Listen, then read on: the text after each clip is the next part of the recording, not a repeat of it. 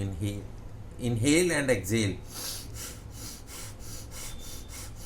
पहले आप धीमी गति से करें, कुछ स्ट्रोक्स धीमी गति से लगाएं, फिर मध्यम गति से लगाएं, फिर तेज गति से लगाएं, बीच बीच में आप ब्रेक ले लें।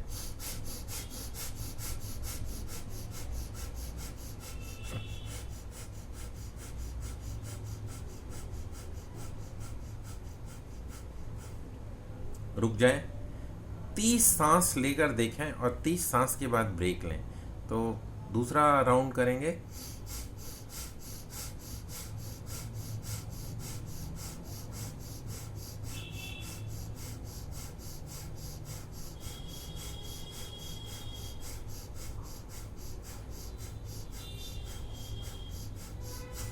तीस काउंट किए, 30 breaths and then there is a break. तीसरा राउंड करते हैं। इनहेल,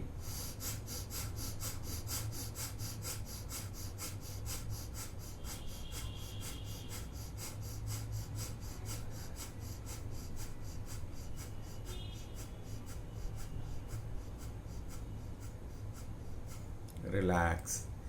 30 काउंट के 3 राउंड हमने किए हैं, उसके बाद हमने बीच बीच में ब्रेक लिया।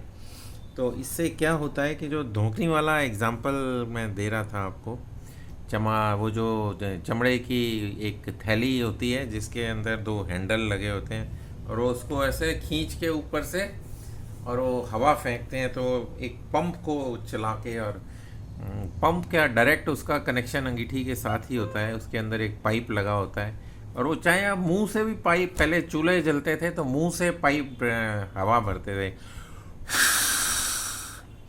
तो उससे आग जो है धीरे धीरे भभकती थी। पहले गोए जलाते थे, उसको क्या बोलते हैं, कंडे, उपले, गोए, पंजाबी में गोए बोलते थे हम लोग।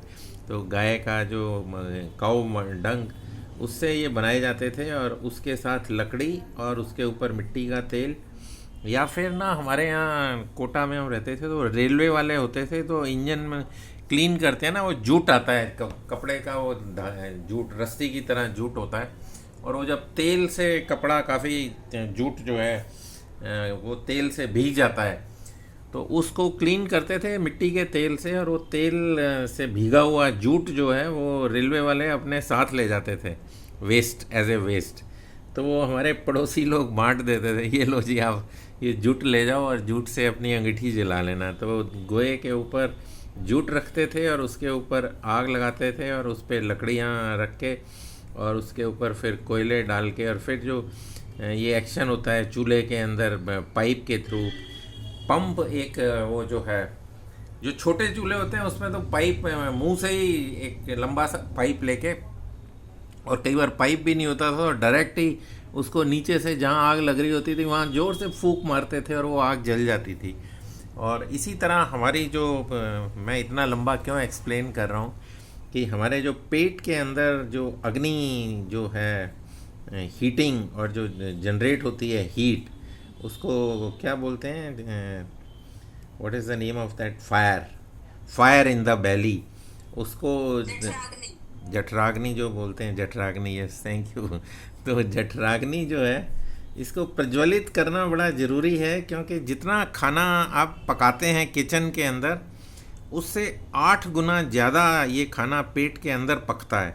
और अगर वो जठराग्नि वीक होती है तो आपका जो डाइजेस्टिव सिस्टम है वो खाना हजम नहीं होगा। खाना हजम नहीं होगा तो क्या होगा, जैसे पेट्रोल की गाड़ी होती है ना, पहले स्कूटर होते थे, तो अभी भी हैं स्कूटर्स, उनमें वो जो होता है स्पार्क प्लग, उसमें गैप ज़्यादा हो जाता है, कम या ज़्यादा हो जाता है, तो वो स्पार्क नहीं बनता।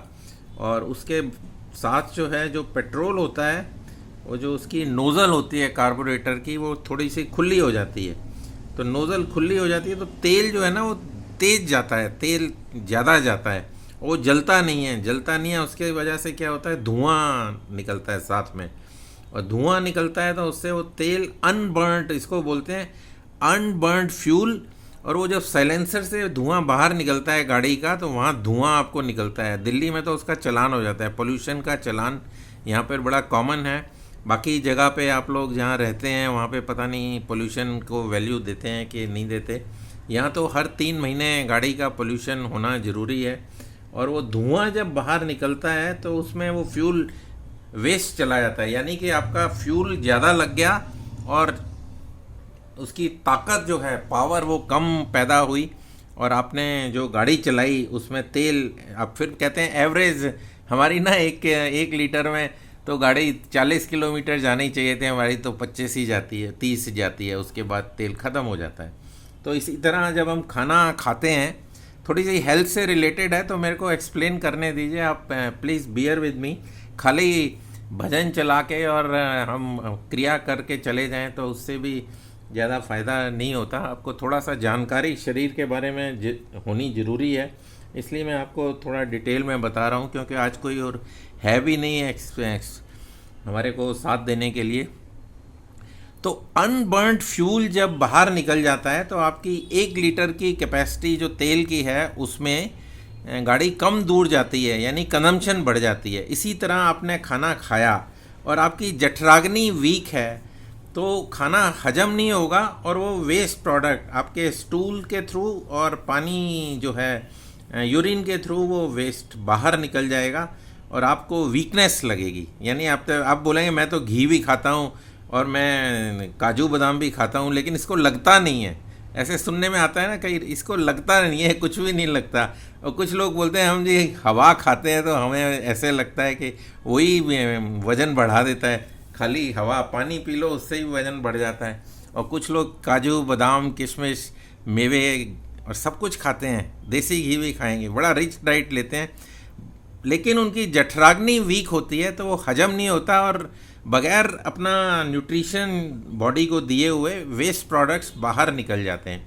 जैसे कि गाड़ी के अंदर से तेल बाहर निकल गया तो उसकी जो नोज़ल है वो आपको एडजस्ट करनी पड़ती है, स्पार्क प्लग का गैप एडजस्ट करना पड़ता है और नोज़ल कई बार बदलनी पड़ती है आपको। नोज़ल की ओपनिंग अगर खुली हो गई है तो आपको फिर से टंग जो एक्चुअल उसका गैप होना चाहिए और एक्चुअल उसका फ्लो होना चाहिए, उस नोज़ल को दोबारा लगाना पड़ता है। तो इसी तरह हमारा जठराग्नि वीक हो गई तो हमें जठराग्नि को अपना प्रज्वलित करना है, दोबारा से उसी लेवल पे लेके आना है कि हमें खाना हजम हो, खाना लगे और हमारा जो पर्पस है, जो हम रिच डाइट लेते हैं, वो हमारी बॉडी को लगने के बाद पूरी हेल्थ आपको मिले।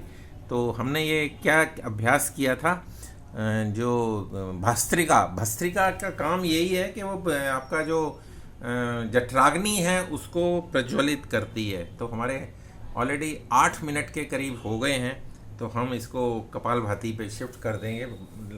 लेट इट बी विदाउट भजन, कोई ऐसा वो नहीं है, भजन मैं लगा सकता हूँ, मेरे पास हैं भजन, लेकिन सुबह प्रॉब्लम थी, सुबह नेट की प्रॉब्लम थी तो दिक्कत हुई। अभी फिर मैंने कंप्लेंट करके नेट ठीक करा लिया है और उस सवेरे कई सारी दिक्कतें इकट्ठी आ गई। कई बार भगवान वो कहते हैं ना परीक्षा लेता है तो चारों तरफ से लेना शुरू कर देता है। नेट हमारा फेल हो गया, कंप्लेंट की तो कहते हैं पीछे से फेल है, उसको हम 12 बजे तक ठीक करेंगे, तो वो एक प्रॉब्लम हो गई। और फ़ोन की जो चार्जिंग है मोबाइल डेटा की, वो भी आज लास्ट डेट थी तो वो भी ख़त्म हो गया। 1 GB का जो वो था वो पूरा घंटे में ख़त्म हो गया। अब मैं उसको रिचार्ज कर रहा हूँ तो कहता है ये इंटरनेट नहीं है। इंटरनेट क्यों नहीं है? क्योंकि वो पीछे से ख़राब है। तो ना तो मेरा मोबाइल डेटा काम किया, ना मेरा ये वाईफाई काम किया। दोनों चीज़ें हैं मेरे पास, लेकिन 2 फ़ोन हैं, दोनों में डेटा है, दोनों फेल हो गए। तो इसलिए आज सुबह मेरा थोड़ा जल्दी ऑफ हो गया था। शायद जब आप वो करा रहे थे मेडिटेशन और क्या कहते हैं शांति पाठ आपने कराया होगा, उससे पहले ही मेरा फ़ोन ऑफ हो गया। फिर मैं स्ट्रगल करता रहा काफ़ी देर तक। फिर मैंने किसी को बोला कि मेरी डॉटर को बोला कि उसको फ़ोन को रिचार्ज करा दे, तो एटलीस्ट एक लाइन तो शुरू हो जाए ना। फिर मेरी दूसरी लाइन 12 बजे शुरू हो गई, तो अभी दोनों लाइन शुरू हैं। तो हमने भस्त्रिका किया और भस्त्रिका के साथ हमने अपना जठराग्नि को प्रज्वलित किया। और इस अभ्यास को आप लगातार, क्योंकि आग है ना तो गर्मी पैदा होती है, तो सर्दियों में अगर आप करते हैं, अगर आपका ठंडा इलाका है तो आपको हीट प्रोड्यूस होगी, आपको ठंड नहीं लगेगी, गर्मी होगी।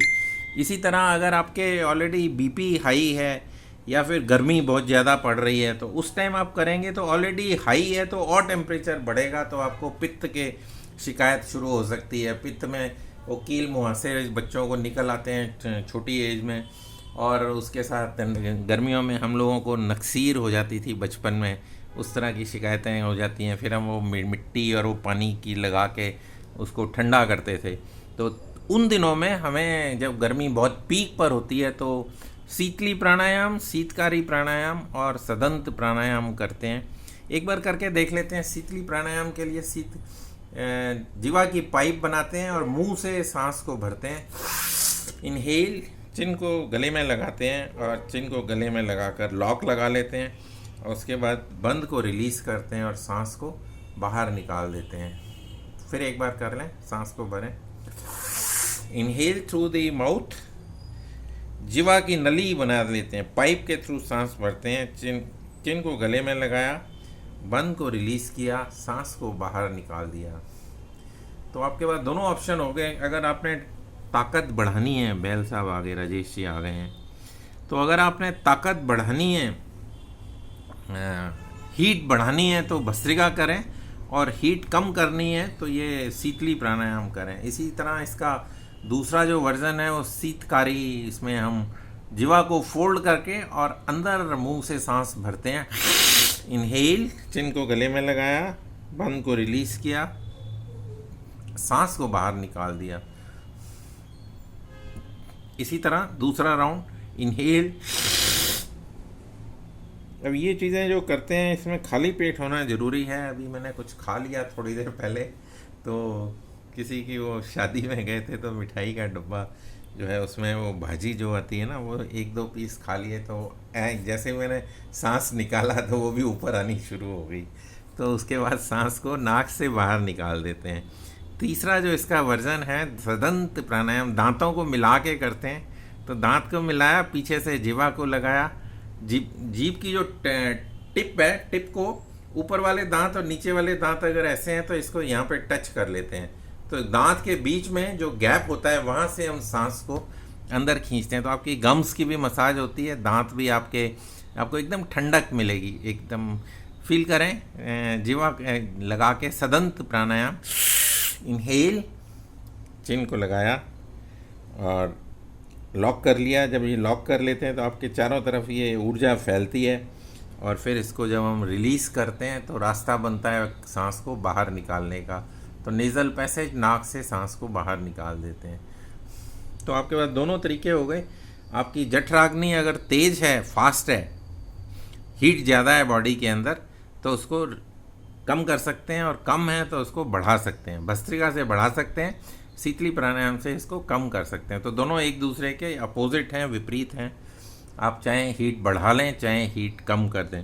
अब सवाल ये उठता है कि ये मैं क्यों करूं, ये मेरे को भस्त्रिका क्यों करने की ज़रूरत है, मेरे को जो है शीतली प्राणायाम करने की क्यों ज़रूरत है। अगर आप नहीं भी करते तो God has given such A arrangement in your body कि वहाँ पे एक हाइपोथैलेमस नाम का ऑर्गन है, जिसका काम है कि वो जैसे फ्रिज में थर्मोस्टेट होता है ना, तो उसको थोड़ा सा नंबर बढ़ा देते हैं तो वो ठंडा ज़्यादा करना शुरू कर देता है। पुराने ज़माने में तो इस तरह वो नॉब होती थी, उसको बढ़ा देते थे। आजकल तो ऑटोमेटिक आते हैं, वो फ्रॉस्ट फ्री जिसको बोलते हैं, उसको बढ़ाते थे तो नीचे ट्रे में पानी इकट्ठा हो जाता था। अभी वो पानी वानी नहीं होता, अभी फ्रॉस्ट फ्री फ्रिज आने लग गए हैं। तो जो नॉब को बढ़ाते थे और घटाते थे, उससे टेम्परेचर जो है ना, फ्रिज ज़्यादा ठंडा करता था या कम ठंडा करना था तो उसको बढ़ा देते थे टेम्परेचर को। इसी तरह हमारी बॉडी के अंदर हाइपोथैलेमस नाम का एक ऑर्गन रहता है, जिसका काम है कि वो टेम्परेचर को सम करके रखता है, बना के रखता है, मेंटेन करके रखता है। अगर जैसे अभी राजेश जी जहाँ पर हैं वहाँ टेम्परेचर माइनस में है, 3 डिग्री, -4 डिग्री, और यहाँ पर टेम्परेचर 20 डिग्री। आजकल थोड़ा ठंडा मौसम है, ऐसा सवेरे पढ़ा मैंने कि 40 साल के अंदर पहली बार इतना ठंड मई के अंदर देखा गया। अदरवाइज़ मई के महीनों में तो एसी चलते हैं और बैठा भी नहीं जाता, पसीने आए होते हैं। तो इस तरह टेम्परेचर वेरी करता रहता है। लेकिन हाइपोथैलेमस का काम क्या है कि आपकी बॉडी का टेम्परेचर 98.4 डिग्री फ़ारेनहाइट बना के रखेगा। चाहे बाहर 3 डिग्री टेम्परेचर है, चाहे 30 डिग्री टेम्परेचर है, लेकिन आपका थर्मामीटर आप लगाएंगे तो टेम्परेचर वो 98.4 ही आएगा। और अगर वो टेम्परेचर 98.4 नहीं आया तो आप उसको बुखार में कन्वर्ट, आप बोलते हैं इसको बुखार हो गया, 99 हो गया वो टेम्परेचर, इन्हें थोड़ा या बुखार हो गया, हरारत हो गई है, इसको थोड़ी बुखार है, 99 हो गया है, तो बोलते हैं कि चल रेस्ट कर या दवाई ले। तो वहाँ पर आपको ये जो प्राणायाम की टेक्निक्स हैं वो मदद करती हैं, आपको हाइपोथैलेमस को और एक्टिव कर देती हैं, ताकि आपका जो टेम्परेचर है वो मेंटेन रहे। तो हमने भस्त्रिका से टेम्परेचर बढ़ाया और शीतली शीतकारी सदन से टेम्परेचर को कम भी कर लिया। और हाइपोथैलेमस तो है ही, अगर आप कुछ भी नहीं करेंगे तो बॉडी तो अपना काम करेगी। हाइपोथैलेमस आपका टेम्परेचर 98.4 मेंटेन करके रखेगा। अगर फिर भी आपने छेड़छाड़ की, हमारी आदत है ना ये नेचर के साथ छेड़छाड़ करते हैं, तो तभी जंगल काट के वहाँ सब कंक्रीट के हाई राइज बिल्डिंग बना देते हैं कि यहाँ मॉल बनेगा। पहले यहाँ जंगल पार्क होता था, पार्क हमने हटा दिया, डिमोलिश कर दिया, और अब हम यहाँ पे मॉल बना दिया। मॉल बना दिया तो क्या हुआ कि सारा कुछ कंक्रीट का बन गया, कंक्रीट का बन गया, तो अब ठंडक है ही नहीं। उसकी वजह से ग्लोबल वार्मिंग, और ग्लोबल वार्मिंग की वजह से जो ग्लेशियर्स हैं वो मेल्ट हो रहे हैं, और पानी जो है फिर स्टीम बन के, और अनटाइमली रेन्स जिसको बोलते हैं, मौसम के बगैर ना तो वो फसल के लिए अच्छी है ना आपकी सेहत के लिए अच्छी है। तो मौसम जो है, ऋतुचर्या आपकी जो है वो डिस्टर्ब हो जाती है। सो थोड़ा सा डिस्कशन ज़्यादा हो गया है आज, हम कपालभाति पे आ जाते हैं वापस।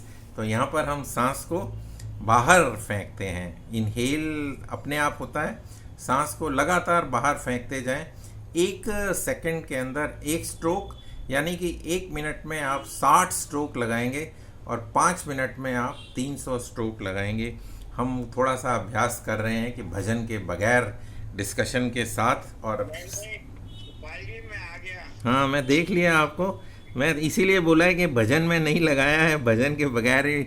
और वो प्राणायाम वेट कर रहा था मैं, कोई आए तो प्राणायाम शुरू करेंगे, लेकिन मैंने खुद ही शुरू कर दिया, और विदाउट। कोई नहीं, बहुत अच्छी बात है, तो बहुत अच्छी बात है। तो थोड़ी सी जानकारी, मैंने कहा शरीर के बारे में, जैसे गाड़ी होती है तो हम उसकी जानकारी रखते हैं कि ये मेरा स्टीयरिंग है, ये मेरा हॉर्न है, यहाँ से लाइट जलती है, यहाँ से वाइपर चलता है, यहाँ से ब्रेक लगती है, यहाँ से रेस देते हैं, यहाँ से क्लच को दबाते हैं।